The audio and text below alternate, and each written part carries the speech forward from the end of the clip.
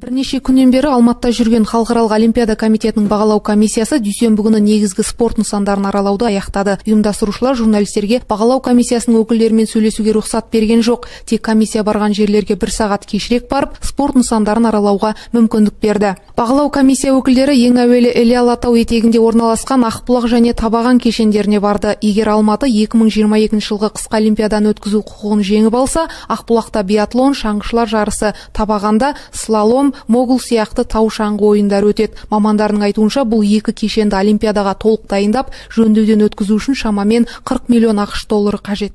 Шаңғы жолдары қазіргі дәрежеде бізге дайын. Бірақ келешекте біз универсиадаға әлемдік өткізуге, жарысты өткізуге біздің тау шаңғысының жолын ұзартамыз.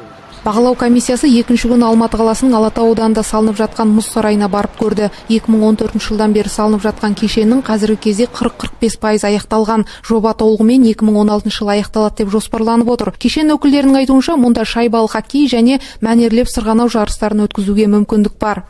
Все материалы у нас основное это холодильное оборудование, это все завозится за рубежа, и цена постоянно корректируется. Сейчас точную цифру озвучить я вам не могу. Алматы 2022 жобасы бойынша олимпиаданың ашылу және жабылу рәсімдері орталық стадионда өтеді. Ереже бойынша мұндай салтанатты рәсімдер жабық стадионда өтуі тиіс. Ал орталық стадионды жабу үшін және қосымша орындарға мамандар шамамен 80 миллион доллар қажет екенін айтады. Ал Балуан Шолақ атындағы спорт сарайының өкілдері спорт кешені олимпиадаға іс жүзінде дайын деп отыр. 5000 орындық кешенде қысқы олимпиада ойындарының ішінен хоккей өткізуге мүмкіндік бар. Бобслей, шана спорты, скелетон сияқты қысқы ойын түрлерін ұлттық олимпиада комитеті өкілдері Сұңқар, тау шаңғы трамплинде өткізуді ұсынып отыр. Бұл нысанды қайта жөндеуге 8 миллион доллар қажет. Олимпиадаға орай Медеу мұз айдынының да төбесін жауып толығымен жөндеуге тура келеді. Ал көпшілік сырғанау үшін мұз айдынының жанынан ашық мұз айдыны жасалады. Бұған шамамен 51 миллион доллар қажет.